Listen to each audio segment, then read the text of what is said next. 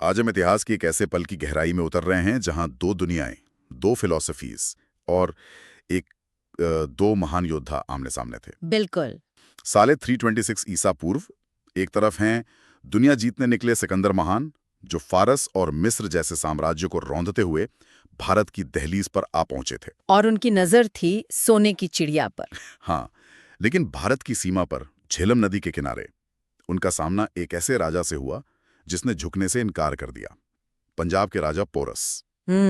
आज हम सिर्फ एक लड़ाई की कहानी नहीं सुनेंगे, हम समझेंगे उस रणनीति, उस साहस और उस ऐतिहासिक बातचीत को जिसने शायद इतिहास का रुख ही बदल दिया।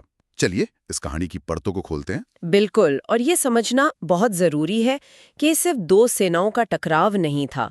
ये दो अलग अलग मिलिट्री डॉक्ट्रिन्स का, मतलब लड़ने के दो अलग अलग तरीकों का क्लैश था। अच्छा। हाँ, एक तरफ थी सिकंदर की ग्रीक सेना, अनुशासन, स्पीड और एक ऐसी घुड़सवार सेना जो किसी भी दुश्मन की लाइन को चीर सकती थी। और दूसरी तरफ थी भारतीय युद्ध परंपरा, जिसका सबसे बड़ा हथियार थे विशालकाय युद्ध हाथी। ये उस दौर के आप कह सकते हैं जीते जागते टैंक थे। वाह, जीते जागते टैंक। हाँ, मनोवैज्ञानिक तौर पर ही दुश्मन को तोड़ने के लिए काफी। तो ये लड़ाई सिर्फ जमीन के लिए नहीं थी, ये सम्मान और अपनी अपनी युद्ध शैली को बेहतर साबित करने के लिए भी थी। तो चलिए सीधे चलते हैं उस नदी के किनारे। झेलम नदी, जिसे ग्रीक लोग हाइडेस्पीस कहते थे, वो दोनों सेनाओं के बीच एक तरह की दीवार बन गई थी। एक प्राकृतिक दीवार। हाँ, नदी में बाढ़ आई हुई थी और उसे पार करना लगभग नामुमकिन था। सिकंदर एक तरफ इंतजार कर रहा था और पोरस अपनी पूरी सेना के साथ दूसरी तरफ डटे हुए थे। पर यहाँ एक सवाल उठता है, सिकंदर जैसी बड़ी ताकत से लड़ने के लिए पोरस अकेले क्यों थे? मतलब भारत के बाकी राजा कहाँ थे? ये बहुत जरूरी सवाल है और यहीं से असल कहानी की परतें खुलती हैं। देखिए, उस समय का उत्तर भारत आज जैसा एक देश नहीं था। अच्छा। ये कई छोटे बड़े राज्यों में बटा हुआ था और इन राजाओं में अक्सर आपस में ही लड़ाई चलती रहती थी। एकता की बहुत कमी थी। मतलब कोई यूनाइटेड फ्रंट नहीं था? बिल्कुल नहीं। तक्षशिला के राजा आम्भी जैसे कुछ राजा तो सिकंदर से मिल भी गए थे। तो पोरस को ये लड़ाई काफी हद तक अकेले ही लड़नी पड़ रही थी। उन्हें पता था कि अगर वे हारे तो सिकंदर को रोकने वाला कोई नहीं बचेगा। मतलब पोरस सिर्फ अपना राज्य नहीं, बल्कि एक तरह से भारत के सम्मान की लड़ाई लड़ रहे थे। हाँ, आप ऐसा कह सकते हैं। तो दोनों सेनाओं की ताकत को थोड़ा और समझते हैं। हम हाथियों की बात कर रहे हैं, पर सिकंदर की सेना में ऐसा क्या खास था जो उसे दुनिया भर में, जिसे कोई हरा नहीं पाया था, वो बनाया हुआ था? सिकंदर की सेना एक वेल ऑयल्ड मशीन की तरह थी। उसका कोर था मैसेडोनियन फैलिंग्स। हाँ, मैंने सुना इसके बारे में। ये पैदल सैनिकों का एक ऐसा फॉर्मेशन था जो 18-20 फीट लंबे भालों, जिन्हें सारिसा कहते थे, से लैस था। ये एक तरह की चलती फिरती भालों की दीवार थी जिसे तोड़ना बहुत मुश्किल होगा। बहुत मुश्किल। और फिर थी उसकी कंपेनियन कैवेलरी, उस समय की सबसे घातक घुड़सवार सेना, जिसका नेतृत्व सिकंदर खुद करता था। और उसकी रणनीति क्या होती थी? उसका प्लान सिंपल होता था। फैलंक्स दुश्मन को उलझाकर रखेगा और सही मौके पर वो अपनी कैवेलरी से दुश्मन के किनारे या पीछे से हमला करके पूरी बाजी पलट देगा। इसे हथौड़ा और निहाई या हैमर एंड एनविल रणनीति कहते हैं। वाह, हथौड़ा और निहाई। और इसके जवाब में पोरस के पास थे हाथी। ये हाथी इस रणनीति के लिए कितना बड़ा खतरा थे? बहुत बड़ा। देखिए, घोड़े स्वाभाविक रूप से हाथियों से डरते हैं।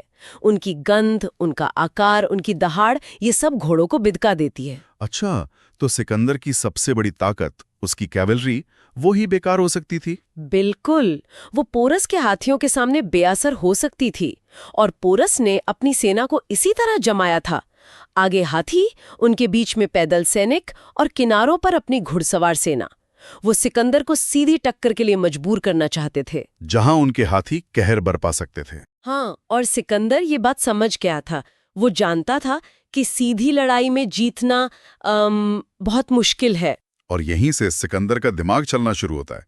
वो सीधे नदी पार करने की कोशिश नहीं करता। नहीं, इसके बजाय उसने एक माइंड गेम खेलना शुरू कर दिया। उसने अपनी सेना को नदी के किनारे अलग अलग जगहों पर भेजा, शोर मचाया, ऐसा दिखाया जैसे वो हर रोज नदी पार करने की कोशिश कर रहा हो। हाँ, ये एक क्लासिक डिसेप्शन टैक्टिक थी। पोरस के सैनिक हर रात हर आहट पर चौकन्ने रहते थे। कुछ हफ्तों बाद जब रोज रोज यही होने लगा तो वे थोड़े, कह सकते हैं, लापरवाह हो गए। उन्हें लगा कि ये बस डरा रहा है। बिल्कुल, और सिकंदर इसी एक पल का इंतजार कर रहा था। और फिर वो रात आई।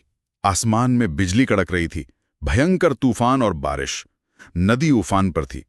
कोई सोच भी नहीं सकता था कि ऐसी रात में कोई सेना नदी पार करने की हिम्मत करेगी। और सिकंदर ने वही किया। ये तो सुनने में ही इतना मुश्किल लगता है। उस जमाने की तकनीक से ये मुमकिन कैसे हुआ? ये एक बहुत बहुत बड़ा जुआ था, और यहीं सिकंदर का जीनियस दिखता है।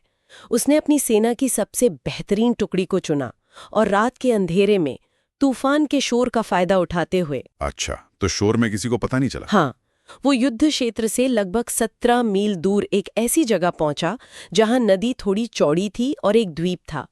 नावों और चमड़े की मशकों को फुलाकर बनाए गए बेड़ों के सहारे उन्होंने उस उफनती नदी को पार करना शुरू किया। और पोरस के पहरेदारों को कोई खबर नहीं हुई? कोई खबर नहीं। तो जब सुबह हुई, पोरस को खबर मिली कि दुश्मन नदी पार करके उनके ही इलाके में पहुंच चुका है। ये तो किसी झटके से कम नहीं रहा होगा। उन्होंने क्या किया? क्या वो घबरा गए? घबराए नहीं, लेकिन उनसे गलती हो गई। उन्होंने स्थिति की गंभीरता को शायद ठीक से नहीं आंका। उन्हें लगा कि ये कोई छोटी टुकड़ी होगी। शायद यही। उन्होंने अपने बेटे के लगभग 2000 घुड़सवारों और 120 रथों के साथ भेज दिया, लेकिन सामने सिकंदर की पूरी चुनिंदा फोर्स थी। पोरस के बेटे ने बहादुरी से लड़ाई की, पर वो मारे गए। ओह! अब पोरस को समझ आया कि खतरा बहुत बड़ा है, और वो खुद अपनी पूरी सेना लेकर मैदान में उतर आए। और फिर वो लड़ाई शुरू हुई जिसका जिक्र इतिहास की किताबों में हमेशा किया जाता है। वो मंजर कैसा रहा होगा? हाथियों की चिंगाड़, घोड़ों की हिननाहट, तलवारों की टंटनाहट। शुरुआत में पोरस की सेना भारी पड़ रही थी। उनके हाथियों ने ग्रीक फेलंक्स की लाइन में घुसकर तबाही मचा दी। ग्रीक सैनिक ऐसे विशाल जानवरों से लड़ने के आदी नहीं थे। बिल्कुल नहीं होंगे। कई सैनिक हाथियों के पैरों तले कुचले गए। एक पल के लिए ऐसा लगा कि शायद सिकंदर की अजेय सेना आज हार जाएगी। पोरस खुद अपने सबसे बड़े हाथी पर सवार होकर सेना को लीड कर रहे थे, और वो एक योद्धा की तरह लड़ रहे थे। तो फिर बाजी पलटी कैसे? सिकंदर की वो हथौड़ा और निहाई वाली रणनीति यहाँ कैसे काम आई, जबकि उसके घोड़े तो हाथियों से डर रहे थे? यहीं पर सिकंदर की रणनीति की असल खूबसूरती दिखती है।